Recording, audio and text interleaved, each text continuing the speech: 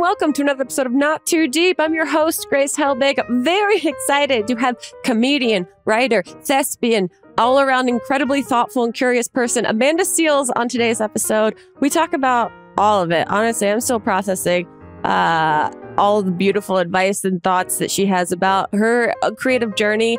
The most wild story ever that I've heard of someone doing stand-up for the first time, she tells me in this episode.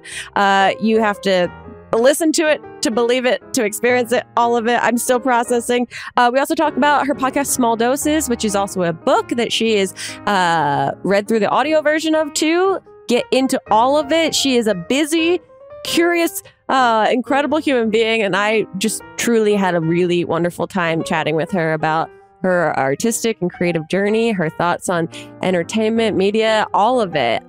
Especially her thoughts on like being difficult. You'll hear all about it. I'm getting a little bit flooded in my thoughts of it. So please enjoy this episode of Not Too Deep with Amanda SEALES.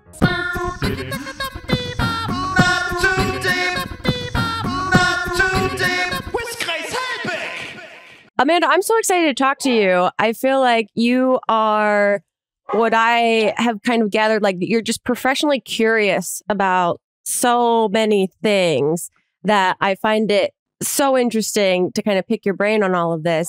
I'm first curious about, how do you describe what it is that you do to someone that might not know you? I'm a comedian. Yeah, that's what you go, okay. Yeah.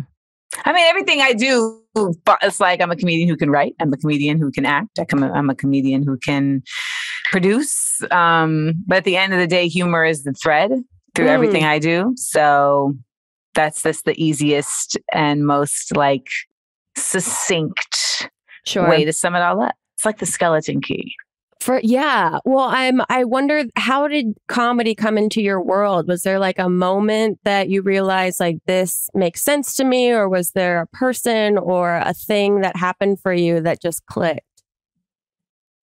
I mean, I was always funny. Like that was always just kind of like in the mix of the way that I thought about things and the way I like interact with the world.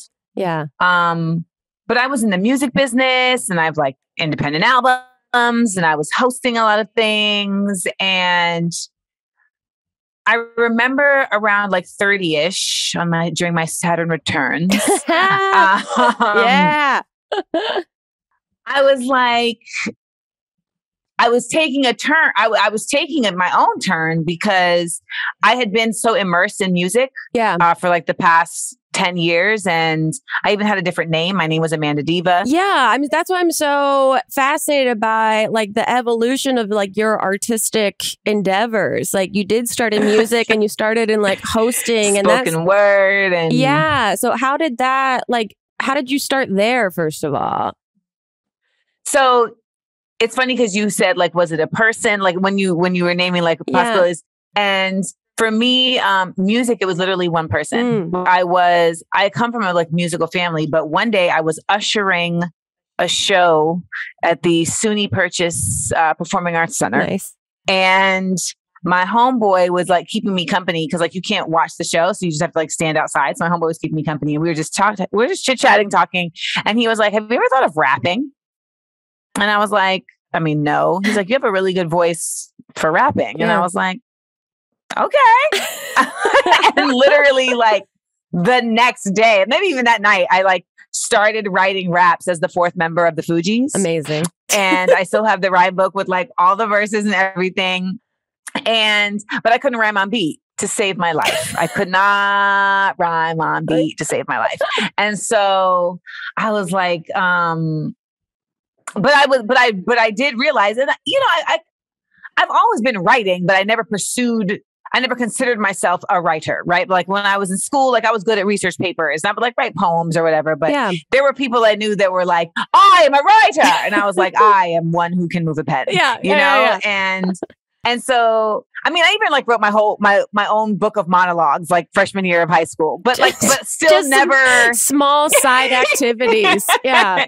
Literally though, like never really put together like, oh, like this is a a skill of yours. And so when I started writing the raps, it was like, oh, like I can't rhyme on beat, but I can like write like some witty, really, really witty shit. And then spoken word came into the mix because I went to, like, we had like a talent show. I was in the conservatory at the time for theater, and they had like a talent show. I don't know why we're having a talent show when we're here for theater, but whatever. You guys have already gotten into the program. Yes. What else do you need to prove? So we do this talent show, and my homeboy in my class did a spoken word piece, and I didn't know that was an option. Like I had never heard of the genre. Yeah. I didn't know that there was like, so I'm rapping, but there's no beat. This is where I live. Yeah. And so I started getting on stage at school and doing spoken word poems. And then that summer, after my sophomore year, I was doing that in the city. And then I ended up on Def Poetry Jam on HBO. Hold on one second. Hey, sit. Jordy. So my dog just had eye surgery. Oh no. Or good. He's in the cone of shame. Wow. The most vulnerable looking creature. Incredible. But he's up to mischief right now. So don't I get it, but also understand. That's why I'm like, sit. Come on. Right here. How did you guys come into each other's lives? I rescued him. He has one eye. I rescued him I asked him July 4th. He's a pandemic dog. Beautiful. But he had this other eye that just wasn't functioning. And then we got to take it out yesterday. And they were like, actually, it wasn't an eye. It was like a cyst, and the eye never really grew. Whoa. So it's not dramatic, but it is mysterious. It's not necessarily the normal situation, but it gives character. It adds complexity. And his name is Geordie LaFleur, after Geordie LaForge of the Starship Enterprise, who also had vision impairment. So there's a thing here. But no, so to answer your question, I ended up, I've had this kind of path of just, it's kind of a perfect marriage of freedom and fearlessness. I allow myself to kind of be free to go with the flow if it's leading me in a direction. And then I have to exercise a certain fear for the possibility that I could be a failure at it. Right. So it's it felt right to go in this spoken word direction. And so I went. Yeah. But I think the difference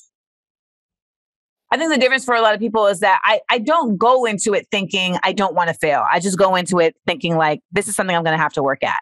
So there's a humility in there. Yeah. And that humility saves you from feeling the feeling of failure because you're already going into it when I'm just going to feel my way around. I don't really know. This could be for me. This could not be for me. We don't really know. Yeah. So you're grounded in just exploration. And the commitment is not to necessarily being a star, but just doing your best. Yeah. I guess it sounds cliche, but so that's how I've kind of approached everything. And then eventually, I did the music thing for 10 years. And that was another thing where it was cause I take it you like these coincidental twists and turns. So I'll keep you. But it's, I know, but you also talk about 10 years, it's a drop in the pan. That's a significant amount of your because I'm life. 40. But also so now it feels in your professional, artistic world, that's wildly significant. And then to be able to kind of, recognize what you maybe liked or the voice that you had created in that universe, and then to shift, ebb and flow and move into something new is fascinating. Well, because I think it's I'm very honest about where I'm at and where I want to go. And I think sometimes we're not as honest with ourselves as we could be about that. And it hinders us from making the better decision. Right. So there was a certain point in music where I just was you're just never going to be this. You're never going to get to where you really think what you consider success, you're never going to get to because you're not even going to give up enough of you to get there. You know, I examined the music business and was you ain't built for this. But that takes a bit of the ability to zoom out and kind of see. Grace, you are so pretty. Do people tell you this? You are so pretty. Back at Jeez you. Louise. Your whole Instagram, which I love because it's every other post is like you laying down in repose, but having this incredibly profound thought about like the way humans exist in the world and a different way to enter into that conversation. And that's why I was like, this is going to get deep because I feel like you effortlessly are curious about these things that people kind of throw away, but you're able to bring comedy into it too that makes it feel more like relatable or understandable in some way. And because you've done like music and you've done hosting and you've done acting and you do comedy through all of it, I'm always curious for people that, you know, play other people, but also exist as themselves behind the scenes. Like, what if there's one avenue maybe that you enjoy more, or how you approach each one, if you do it differently at all, or if you're always bringing yourself into all of it? Well, it's funny. I was in the Conservatory of Acting at SUNY Purchase, and then a jackass lied to a professor to get me kicked out. And so, yeah, that's like a whole other podcast. And so I ended up appealing the decision and was able to just take a year off. But then I decided to just quit the conservatory altogether and created my own major and finished college under my own major. But I bring that up because I remember sitting with my knees to my chest, leaned up against the studio of our acting class, crying about the fact that I was like being kicked out of this program. And then there was a little birdie in the back of my head that was like, did you really want to spend the next year of your life doing Chekhov? Now, you know, you didn't really want to do that. You know, you would much prefer to say your own words and perform in your own space. So you can cry now, but this is the best decision. And it was like just this little voice in the back that was just like, I know you're upset, but I'm going to get louder eventually. And so that was an interesting turning point, though, because up until that point, I had been very much like, I'm an actor. But in that little voice speaking to me, I realized like, you're someone who acts. Like the joy that other people get from playing other roles, you don't get. Your joy comes from saying your own words. And that's a different thing.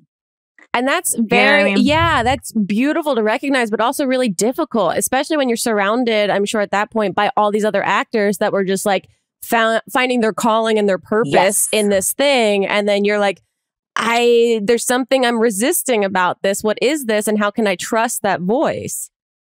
It's so true. And I mean, that whole year of me trying to figure out what I was going to do, if I'm going to stay at school, if I'm going to go back to the conservatory, am I going to quit school? And just like, I mean, I had this big pipe dream, you know, that I was going to quit school and I'm just going to get a job in the city and I would go to Udahagen. And, you know. New York dreams, city lights. I'm gonna figure it out. And my mom is.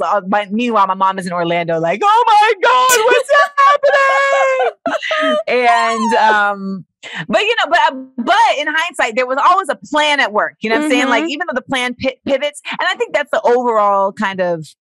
If I like look at the course of my artistic journey, there's always a plan. It's just there's always a willing to pivot. There's always a willingness to pivot. Like I never feel like I have to be married to the plan. It's not to say that I'm a quitter, but I never feel like, I guess on a basic note, it's best idea wins. So if I'm on this trajectory and there's a better idea, it's like, let's switch trajectories. I mean, the idea and trust it. And pivoting, I think, is pivotal, for lack of a better word, that it's truly, especially when you wear so many artistic hats, that like, you have to be able to recognize at what moment you should go down what avenue.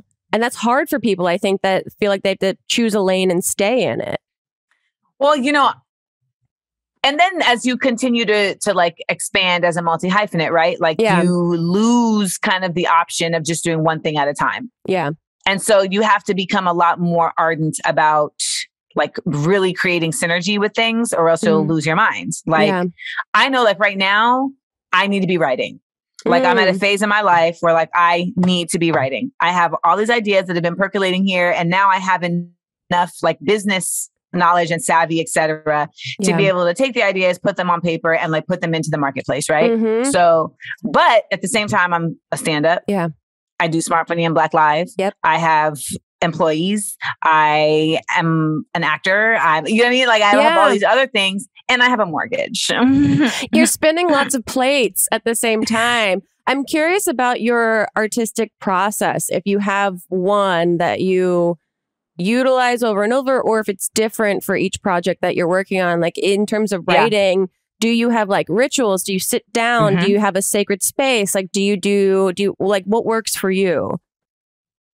Well, one thing I just want to say before I even answer that was because your original question was like, how did I find my way to calling comedy like the overhead? Yeah. And in like, when I turned like 31, I realized like, I don't want to do music anymore.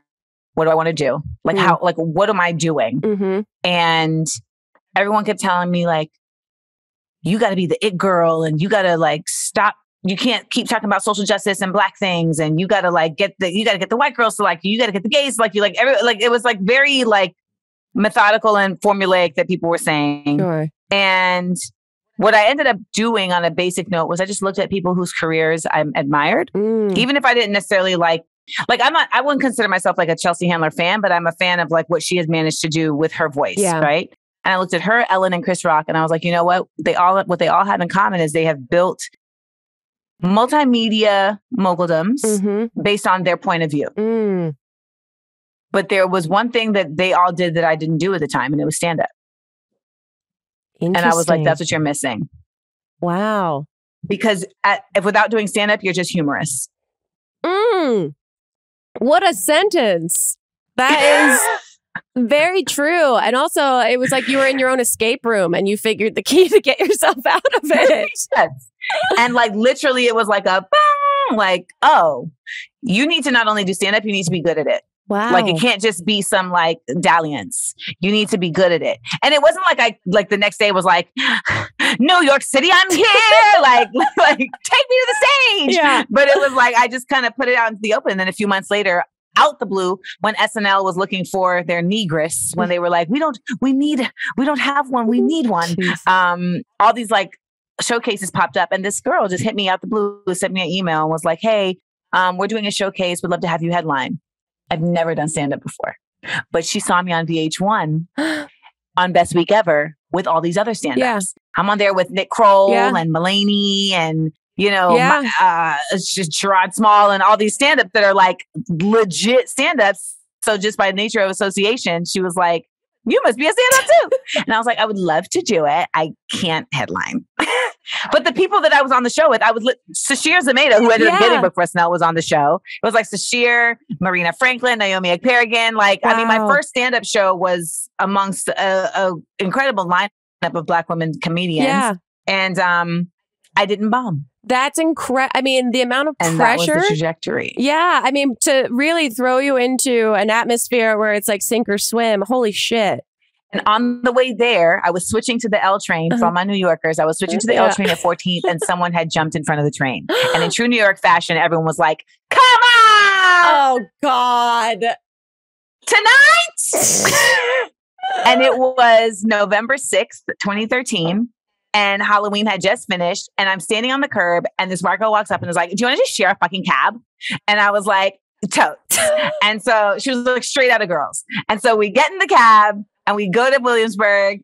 And on the way, we start talking about Halloween. And it was a year where just an incredibly high number of blackface incidents had taken place. God. And I was talking about it. And she was like, what's blackface?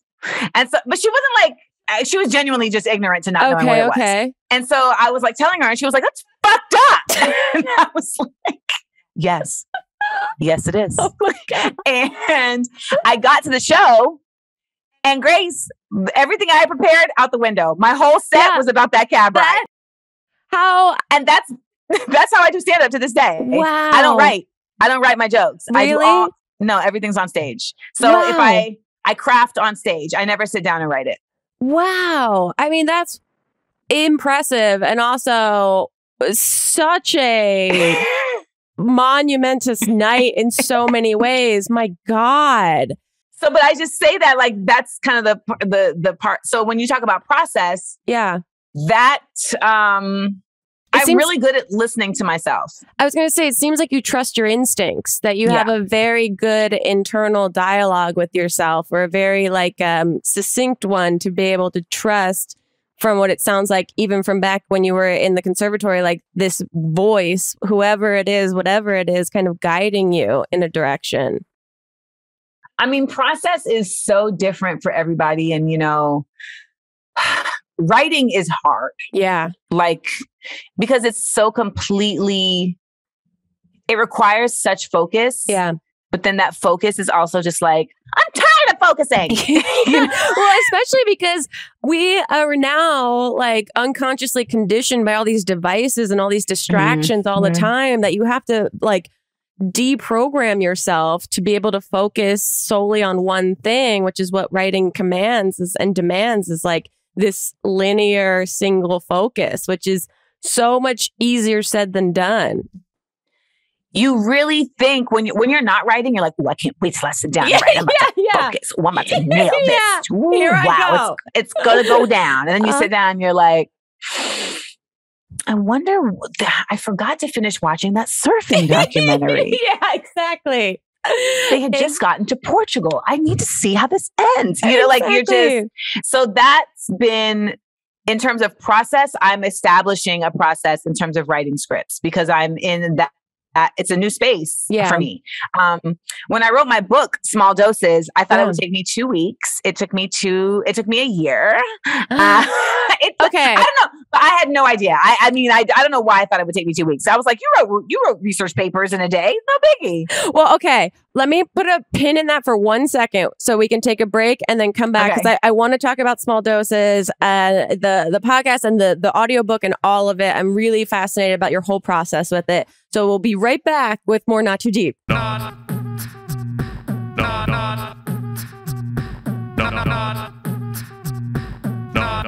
Too Deep with Grace Helbig. Hello, listeners. Grace Helbig here, wanting to say two things. A big thank you for listening to the podcast.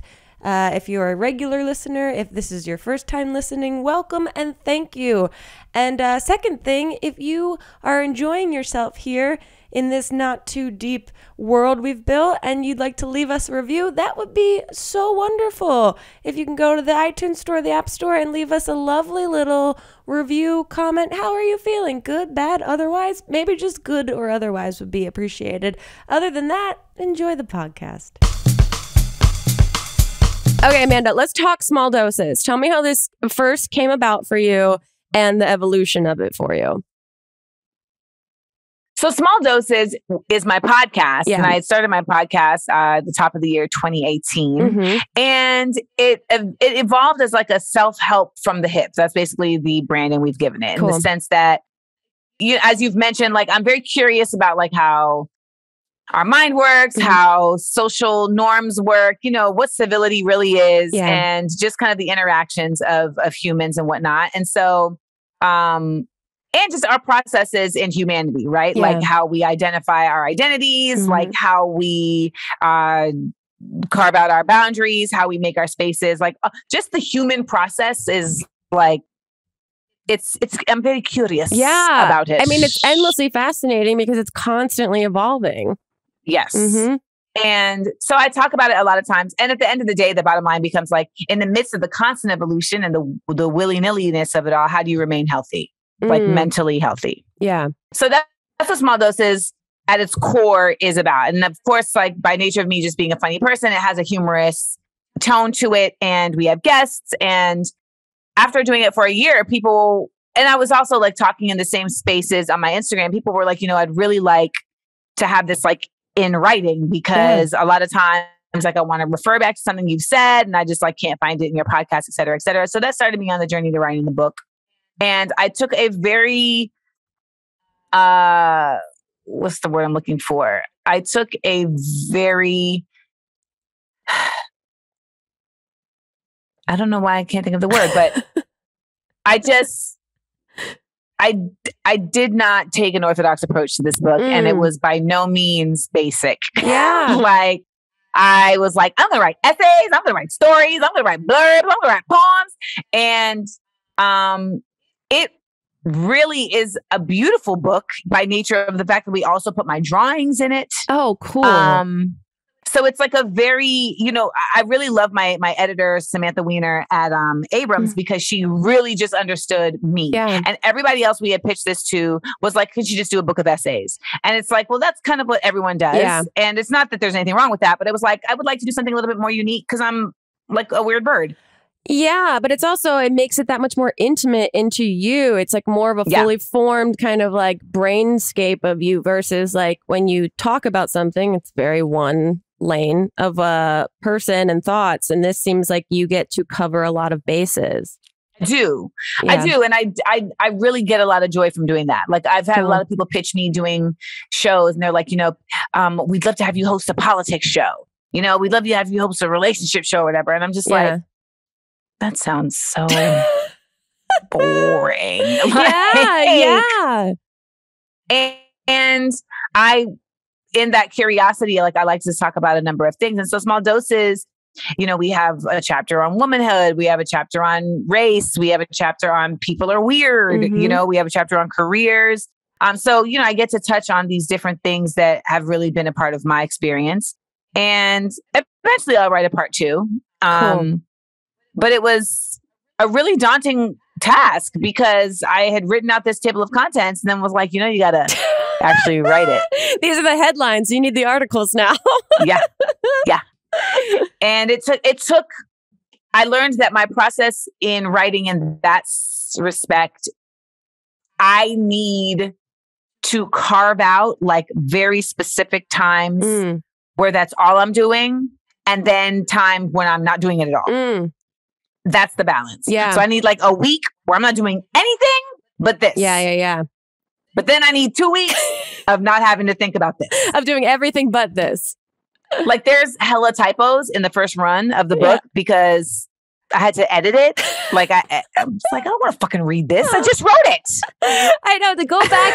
I mean, yeah. What's your relationship with going back and looking at your own work? Do you have a is that something you enjoy doing? I like it. Yeah, I do. But like I read slow, whether I wrote it or not. Same. It's just like, yeah. Why do I have to do this? And I mean, I had to and I was on tour at the time. Oh, dang. And I had this giant manuscript and I have to be like on flights with this giant manuscript, like on took the tray table down and then it's like thud. And then, and then the person's like, oh, is that a book? Yeah. Is this your book? And now I'm not editing. Yeah. I'm talking to you about the book. Yeah. So, so process. So something that's interesting about process. Mm-hmm. So I was telling you that as a stand-up, like I don't write jokes on paper. So yeah. People keep asking me like, oh, like, when are you going to do another special? When are you going to do another special? I'm like, well, I'm not on stage. Like it's been a pandemic and I just haven't, for stand-up, you kind of got to be in like a stand-up mood, and I just haven't been in stand-up mode. So I don't have, I can pull 2 hours out my ass anytime, but for a special, it should be special. Exactly. So I'm like, I don't have it right now. But when I was hosting the BET Awards in 2020, we were in a pandemic. Yeah.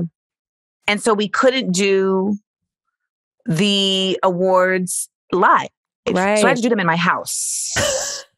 Which is, I'm sure, just a really easy and fun experience. Listen, it was madness. And it's a huge layer of trust that what you're writing and the jokes that you're saying, because you have no ability to bounce it off of a live anything. That's it. That you really have to believe in what you're saying and what you're doing.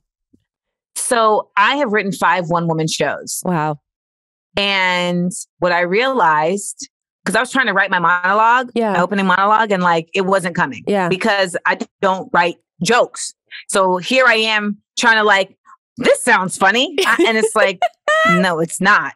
And so I caught myself and I was like, you know what?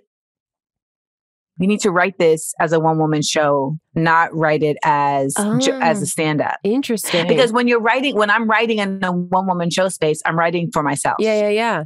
Because the audience isn't there expecting free. Like there's a different exchange between a comic and their audience and a thespian and their audience. And even if there is no fourth wall, even if it's a one woman show space and you're speaking directly to them, they haven't come there with the expectation that you're going to tell jokes. Yeah. Now, they may have come with the expectation that they're going to laugh, but they haven't come there with the expectation that they're going to have to validate your comedy. Oh. And so it's a different mindset of how you write, for me at least, because I'm writing from the point of performance versus from the point of setup, punch, setup, punch. And I'm not even shitting you. At the end of the day, when you look at the monologue, it's like, oh, here's setup, punch. But by just changing my mind state, I was able to write it without needing that. Yeah. And I wrote it in 20 minutes. Incredible. Once I had that epiphany, I wrote it in 20 minutes. Wow. Yeah. Just reframing what the assignment is for yourself gives you clarity. That's so interesting. Okay. I'm going to move on to the two questions I ask every single guest that is with me on the podcast. The first is, who, alive or dead, would you most like to throw cold spaghetti at? I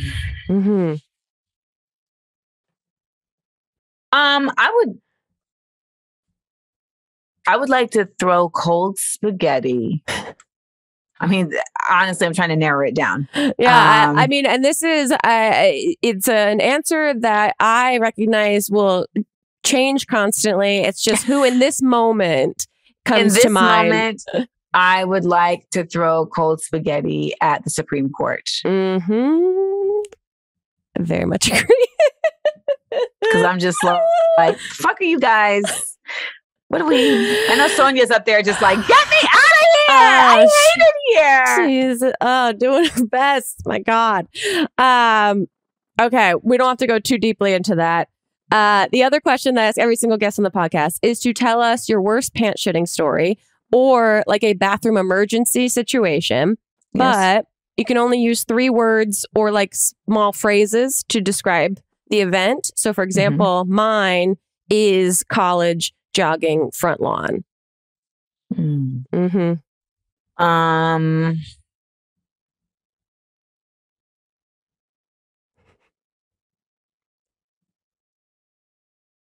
McDonald's bathroom. Oh, shit. Okay.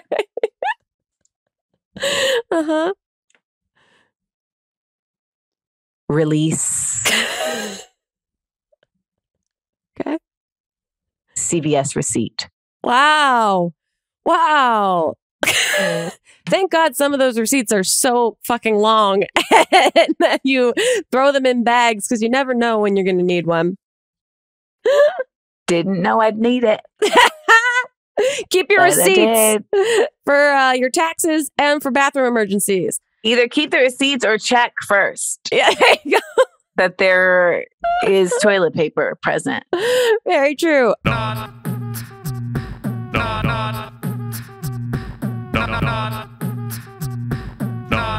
too deep with Grace Helbig. Okay, now we have a section of the podcast called Deep and Hot, where I have a deep question that we have prepared for you. And then also, I'm curious about your hot take on kind of like a subject or thing that we have prepared for you. So, deep question for you. Have you felt pressure to numb your intelligence? To numb my intelligence. I felt pressure for myself. Really? Because James Baldwin has a phrase that I'm paraphrasing where he basically says to be Black and aware in America is to live in a constant state of rage. And I'm very Black and aware in America, and rage is tiring. It is exhausting. And for all intents and purposes, it becomes a moot point because it doesn't necessarily have any effect in the way that you want to see change. Change is very, very slow, and rage is very, very fast. And it's deep and it's hot. So I feel like, I've felt pressure at times to just be ignorantly blissful for my own sanity. Wow. And then you have to balance that with the reality of like, if you don't allow yourself to know about things and you don't allow yourself to care about them and you don't allow yourself to be a part of changing them, then you're really nihilistic. Mm-hmm. And you should either just off yourself now, because you're like taking up air and space, or, you're just kind of you're a sociopath at that point. And I'm not interested in either of those things. Yeah. So this is really deep. Yeah. No, the podcast, we've been doing the podcast for 7 years. We've been in the shallow end for so long. I'm sick of it there. No, it's a doozy, man. And it's like, you really, like, even on Instagram, like I've had to mute certain accounts, not because I don't like them, but because it was just like, I can't take a police brutality story today. Yeah. Yeah. And it's hard to be creative. Yeah. Some people thrive. Some people are their best creative selves in the midst of strife, struggle, and chaos. Yeah. I can't say that that's the case for myself. I am not a Mary J. Blige in that regard. Yeah. Interesting. It is, finding what works for you or what makes the most sense to preserve certain areas of your emotional well-being and your intellect. And it's like, what are you here for? Yeah. So it's like, if it's impeding upon you doing what you're here for. Yeah. It's a dance. It really is. Yeah. It seems like it's a constant consideration, which is in and of itself very exhausting too. Yes. With that though, okay, hot take. You posted this video that I thought so fascinating. Just your hot take on being difficult. Because I knew it. Yeah, I thought it was. And for people that haven't seen it, can you kind of like elaborate on what you posted? Because I was like, this is a really interesting way to talk about this. So I have throughout my life been labeled difficult and like went to therapy for the sole purpose of understanding, like, why do people keep saying I'm difficult? Why do people not like me? Wow. And my therapist was like, we're going to get to the bottom of what are the ways that you're, in your own way, making things difficult? And then what are the ways that people are projecting their shit onto you? Yeah. And calling you difficult. Yeah. And so like we spent years, literally we spent years really like getting to the bottom of like, well, what are the things that I like about myself that other people don't like? Like I'm a very meticulous person. I'm very driven. I'm type A. I'm literal. Yeah. So if you tell me something, I believe it. Yeah. And I will hold you to it, right? Yeah. Well, you said da-da-da-da-da-da. Yeah. And then, so, and I'm very honest. And at a certain point in my life, I feel like I was honest to a fault. I think people love to say like honesty is the best policy. And it's like, correct. However, policies are written different ways for different purposes. So you don't always have to deliver it in a fashion that undermines the purpose of sharing it. And sometimes like, I know that I just didn't understand that science, right? Sure. So I say all that to say that I did this video where I was like, people call me difficult and they're right. I'm paraphrasing. I'm difficult to fuck over. I'm difficult to be misled. I'm difficult to lie to, and if you are someone that is trying to do any of these things, and I'm going to make it difficult for you to do that. Yeah.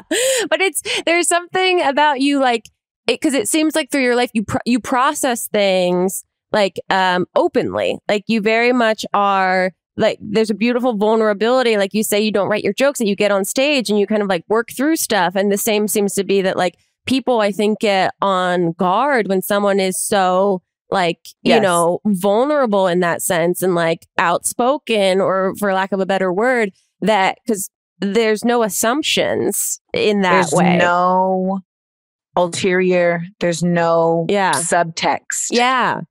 So the arrow is coming straight at you. And some people, and the beauty is finding out that some people love that shit. Yeah. That's the beauty, because you get tricked into thinking that because a lot of people don't like that. Yeah. That's the way it should be. Yeah. Correct. And it's really not the case. And I mean, I think we live in a very passive aggressive society. Yeah.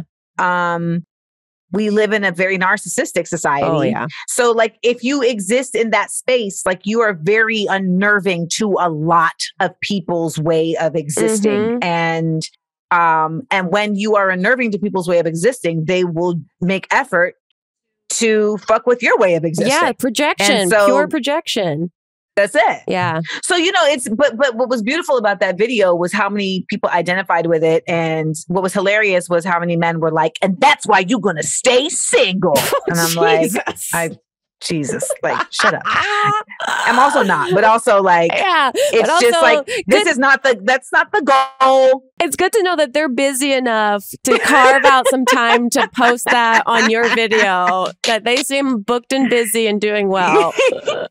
So, but the idea of the difficult thing is also because I feel like women, we put this on each other too. It's not just some patriarchal thing. Patriarchy has, the same way white supremacy has brainwashed Black people, patriarchy has some Black people, patriarchy has brainwashed some women, like it, and into being our own enemies, right? And I have definitely had just experiences with women who are calling me difficult for simply doing the thing or saying the thing that they would like themselves to have the courage to do. That they've thought. Like, it's not like what you're saying is a completely foreign, idea. Concept. Yeah. No. Wow. And I mean, there are other times where I've been difficult. So there's that. But there are other times where I'm just like, man, I wanted lemonade. But the self-awareness to a fault is critical. And I think there's also this asshole shit that people act like you can't. Everyone has difficulty at some point. Like everyone is obstinate at some point. Like it's rare to meet the person who's just like, yeah, man, we just go with the flow, man. You know what I'm saying, man? It's like they're probably also high as shit. And like there's a I also don't smoke or drink. So I'm always dealing with this world in a sober state of mind. Yeah. Which is that.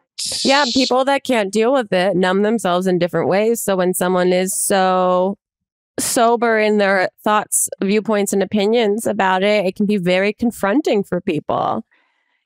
It's confronting for me. I live with this every day, all day long. So, go ahead. Well, I was going to move into, because we're towards the end now, but I want to know, like, what's next for you? What's on the horizon? What's coming up? I am on a mission, Grace.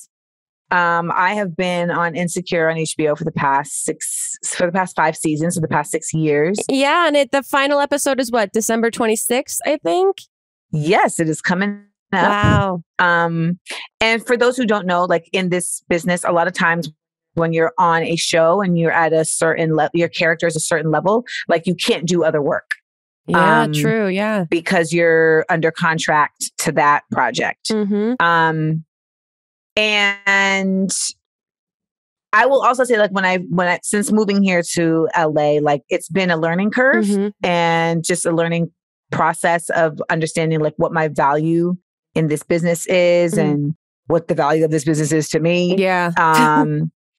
And I have finally I have finally reached a place of clarity about what I want to do with it and where I want to go with it. And so I am on mission, Operation Undeniable.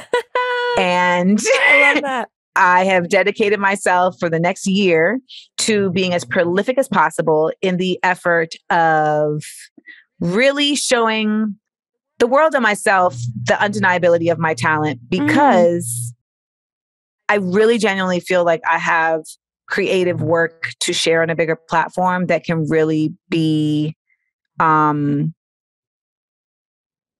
can just really be moving is not the word, but that helpful. Yeah. That can be impactful. Important. Yeah.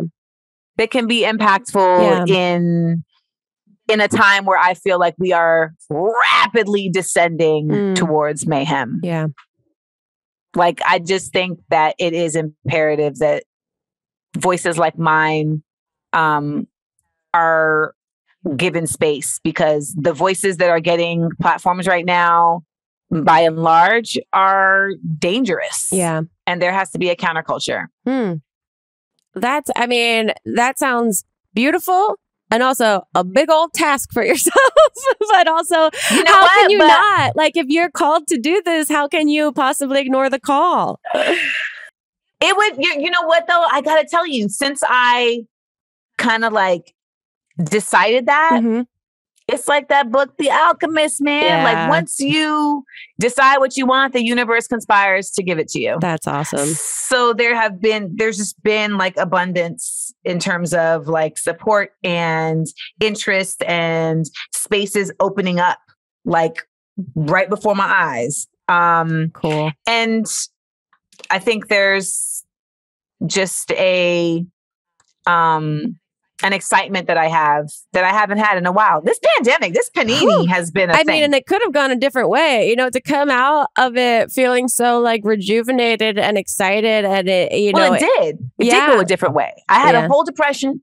I had a pregnancy. I had a miscarriage. I had a depression. I had a whole set of shit that I had to like, you know, navigate, carve my way through. Yeah. And then, luckily, to your point, like when I got to the other side of that, there was this clarity that said, like, because I was like, I'm going to quit. I'm done with this. I hate everybody here. Yeah. I hate everybody here. I'm going to eat lunch in the library from now on.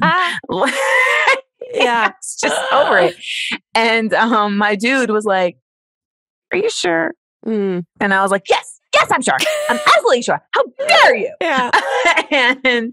But he was like, I just feel like you've worked so hard to get to like this point that it would just be a disservice to yourself to just bow out.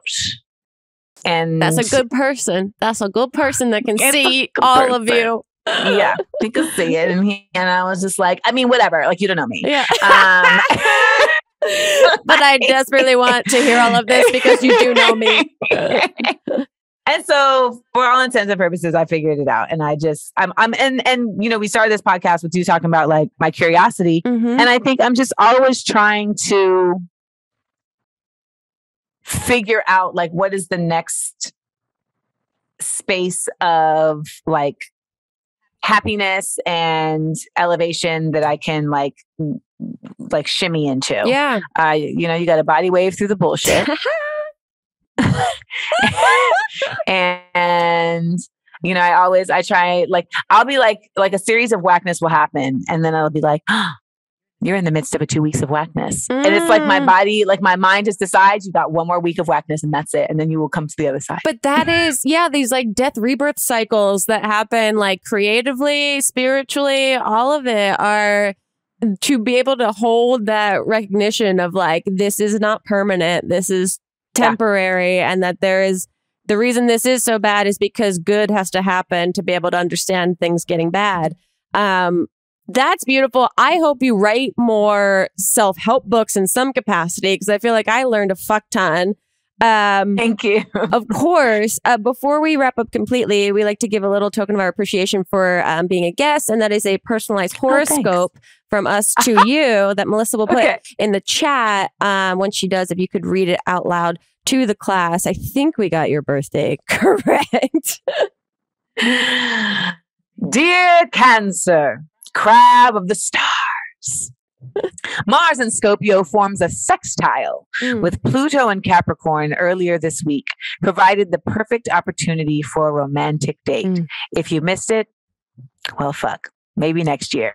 There we go. I actually did go on a date this week. Well, there you go. It's in the stars. They predicted it. It was in the goddamn stars. The stars predicted it, and I am tapped in. Hell yeah. And thus. Amanda, where can people find everything that you're up to if they don't know? The podcast, the book, all of it. Follow me on Instagram and Twitter, Amanda Seales. You can go to Smart, Funny, and Black smartfunnyandblack.com. And that's that's basically our source hub for everything. You can subscribe to our Patreon, which is patreon.com/smartfunnyandblack. And you can listen to my podcast, Small Doses, wherever pods are casted. And Small Doses, the book, is available now in paperback. Yeah. And you read the audiobook, right? Oh, yes. And there's thank you, Grace. There's an Audible as well. There's an audiobook that I read.